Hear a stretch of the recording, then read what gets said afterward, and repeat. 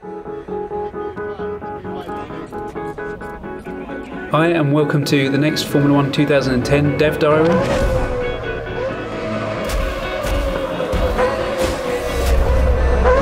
It's about making the most authentic experience possible, and it's also about making the car handling predictable and consistent.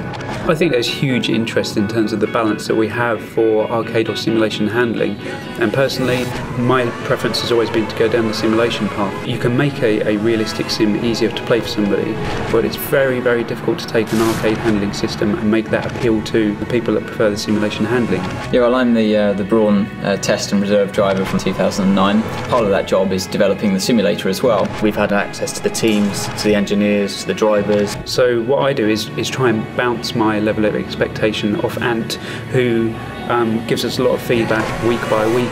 The onboard footage, when you see on TV, they always look incredibly easy to drive. When you're inside the cars, they're so much more twitchy and nervous. That's one thing that's incredibly hard to get right unless you've got someone that's actually driven these cars, especially in the slow speed corners where you have no downforce. As soon as you get them up to high speed, they work in a completely different range. We do want a very simulation experience. You've got the inclusion of aero, which changes the handling of the car completely. We're tailoring the car handling to a very different market, to that Dirt 2 and Grid. You know, they're very different cars, very different handling. It's not just about lapping the circuit, it's about being able to be consistent. The fans of F1 are very passionate and very knowledgeable, and we want to feed them the most authentic experience. And I think it's very important not to blunt the experience of driving a Formula 1 car, but when you start applying the driving aids, to kind of make it accessible without losing the fun parts. You want to make it to the point where it's just playable, to enjoy, but also to be reasonably difficult as well. You can find that point where it's exciting, you're consistent, it's about feeling as though you're that hero driver. We've got the real world numbers. We want the players to experience everything that the driver experiences.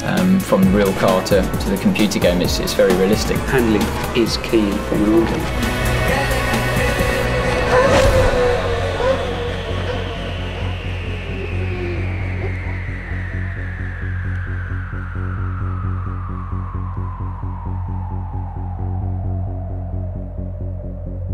You got the fear.